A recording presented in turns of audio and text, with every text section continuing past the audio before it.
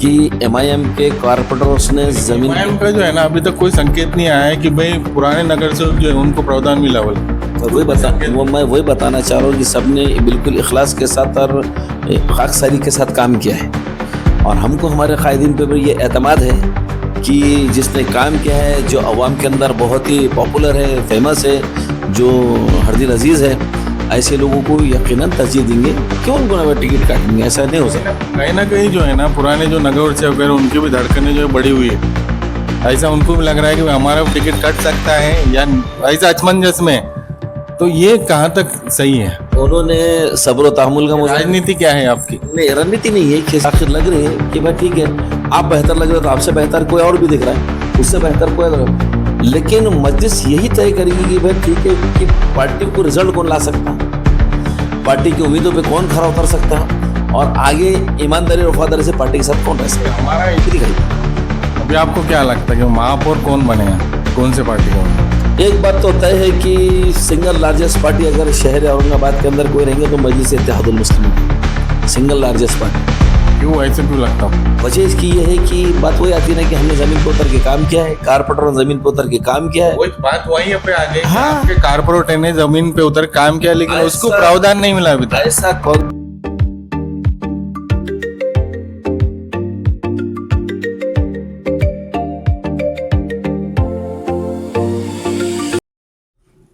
अस्सलाम वालेकुम दोस्तों, जय हिंद। मैं हूं रहीम पठान, आप सभी का स्वागत करता हूं गली से लेकर दिल्ली तक। जिस तरह से एमआईएम ने पहली यादी डिक्लेयर की, उसके बाद दूसरी यादी डिक्लेयर की, उसके बाद में जो तीसरी यादी आई, उसके बाद में जनता में असमंजस है कि किस तरह से एमआईएम जो है राजनीति कर रही है, उनको समझ में नहीं आ रहा है। आज हमारे साथ में आरिफ हुसैनी साहब है, जो कि एमआईएम के प्रवक्ता हैं। आज हम इनसे जो है ऐसे सवाल पूछेंगे जो जनता के सवाल हैं। आरिफ हुसैन साहब, आपका गली से लेकर दिल्ली तक में स्वागत है। बहुत बहुत शुक्रिया सर। ये बताइए कि अभी जो डिक्लेयर कर रहे हैं यादी एमआईएम वाले, तो ये जो डिक्लेयर कर रहे हैं, और आवाम का ये सवाल है कि ये किस तरह से उनको राजनीति है ना समझ में नहीं आ रही कि पुराने जो चेहरे थे उनको नहीं लाके वो नए चेहरे को बाहर ला रहे हैं।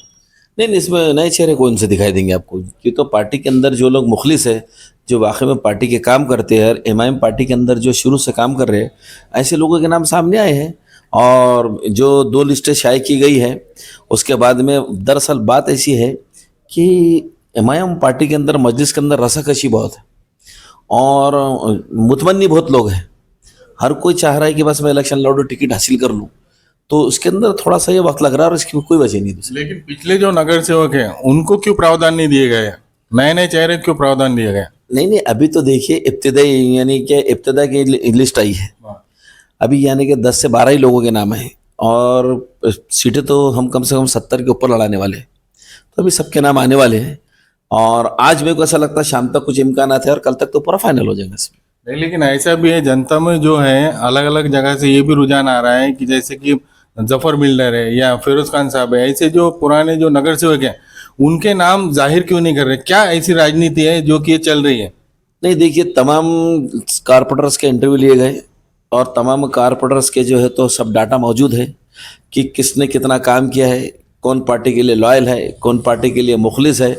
अब उसके अंदर हमारे जनाब बैरिस्टर असद अवैसी साहब और हमारे प्रदेश अध्यक्ष जनाब इम्तियाज़ जलील साहब बैठ के इसके अंदर पूरा जो एनालिसिस करेंगे, और जो लोगों को उनको जो पार्टी के लिए वाक़ई है तो ऐसों के साथ में इंसाफ होगा, और इंशाल्लाह उनका भी नाम पार्टी के उम्मीदवारों में आ जाएंगे। लेकिन सर, ये जो असमंजस चालू है अभी पब्लिक में कि कब तक ये डिक्लेयर होंगे और क्या होंगे? नहीं, आज मैं कह रहा हूँ आपको कि आज शाम तक इम्कानात है, या नहीं तो कल तक तो पूरा फाइनल हो जाएगा। पूरे फाइनल हो जाएगा। तो अभी आपका क्या कहना है कि भाई जो पुराने नगर सेवक हैं उनको प्रावधान मिलना चाहिए, नहीं मिलना चाहिए?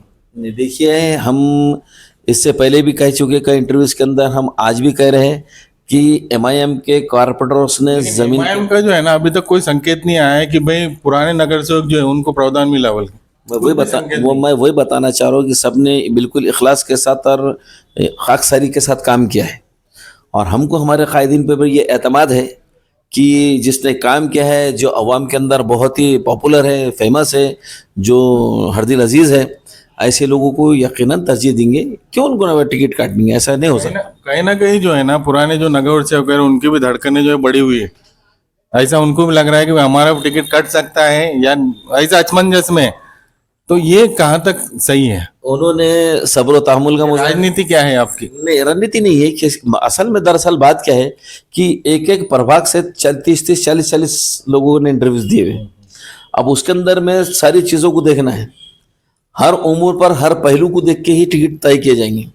आपके काम को देखा जाएंगे, आप कितने लोगों के बीच में सियासी और सामाजिक काम करते हैं, वो सारी चीज़ों को देखा जाएगा, क्वालिफिकेशन को देखा जाएगा। ये सारी चीज़ों के लिए वक्त तो लगने वाला है और इसीलिए वक्त लग रहा है। और अभी जो अपने 5 नंबर प्रभाग है, 6 नंबर प्रभाग है अपने, उसी के साथ साथ 13, ये 14। वक्त लगने में कहीं देर ना हो जाए, ऐसा भी गाना है सर, कहीं देर ना हो जाए। नहीं तो ये अपन तफरी के लिए थोड़ी बैठे, अपन इलेक्शन की बात करने के लिए बैठे हैं। तो मेरा ये यकीन है कि ये प्रभाग के अंदर ज्यादा रसाकशी है जी, और उसके अंदर वाकई में देखो 40 लोग मांग रहे हैं, लेकिन चुनना तो 4 को है, चाहे आप रहो या मैं रहूं, बराबर। चुनना तो 4 को ही है। इसलिए ताखिर लग रही है कि भाई ठीक है, आप बेहतर लग रहे हो तो आपसे बेहतर कोई और भी दिख रहा है, उससे बेहतर कोई और। लेकिन मजलिस यही तय करेंगे कि भाई ठीक है कि पार्टी को रिजल्ट कौन ला सकता, पार्टी की उम्मीदों पे कौन खरा उतर सकता और आगे ईमानदारी और वफादारी से पार्टी के साथ कौन रह सकता। लेकिन हमारा ये मानना है, आवाम का भी ये कहना है कि जिन्होंने पार्टी 5 साल पहले जो नगर सेवक थे, जिस तरह से उन्होंने लेके चले पार्टी को, पहला प्रावधान उन्हीं को ही मिलना चाहिए था। हमको भी लगता बिल्कुल वैसा होना चाहिए। ये क्यों नहीं हुआ ऐसा? होगा ना, कहाँ भी। राजनीति क्या है? आप जो है ना पॉइंट पे नहीं बात कर रहे, राजनीति किस तरह की बात? आप इसके अंदर राजनीति ढूंढ रहे हैं, ये राजनीति नहीं है, ये हर पार्टी का प्रोसेस है। और दूसरी पार्टियों के पास में अब क्या, उन्होंने दुकान तो खोल करेंगे, उनके पास खरीदारी नहीं है, लेकिन मजलिस इत्तेहादुल मुस्लिमीन की बात अलग है।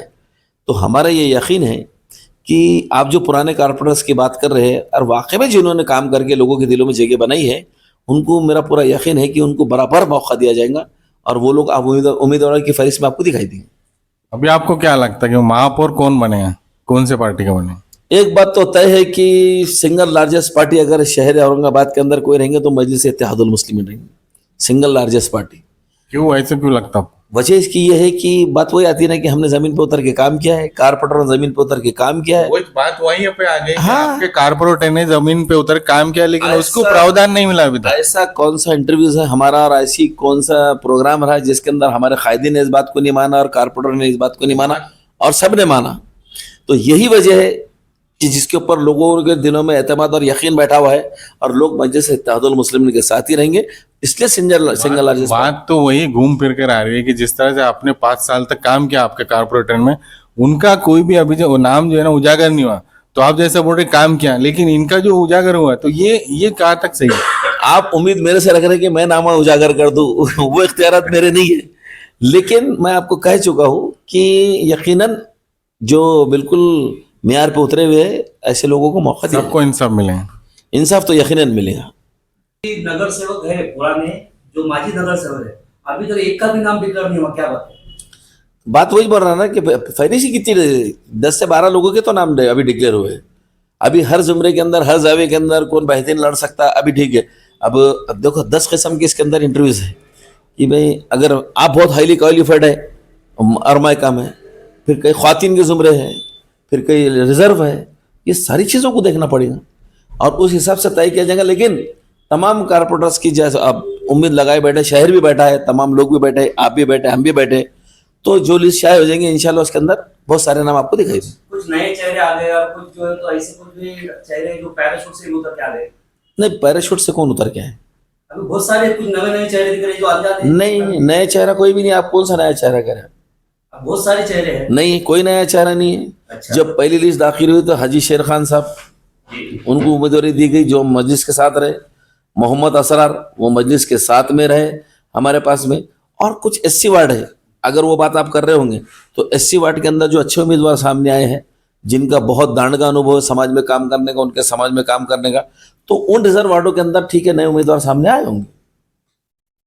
अभी आगे ये देखना है कि किस तरह से एमआईएम पार्टी की राजनीति चलती है। अगर ये नगर सेवक सर, अगर नगर सेवक को टिकट मिलता नहीं है तो क्या है नगर सेवक नाराज होकर बाद में एमआईएम को धक्का लगा सकते हैं? नहीं, ऐसे क़यास आरैया और ऐसे वसवसों को जहन से निकाल देना चाहिए कि हम लोगों का अव्वलीन जो हमारी तरजीह है वो है सियासी हमारा इत्तेहाद। और बड़ी मुश्किलों के बाद में शहर औरंगाबाद के अंदर एक सियासी इत्तेहाद कायम हुआ है। तो हम अपने ज़ाती मफद के लिए इतने बड़े इत्तेहाद को रेजा नहीं करेंगे। देखिए, हमारे साथ में आरिफ हुसैनी साहब थे जो कि इमाम के प्रवक्ता है। अब आगे देखना यही है कि क्या रिजल्ट होता है, क्या आता है। पीर के दिन ये सारा खुलासा होगा। तब तक आप देखते रहिए गली से दिल्ली तक।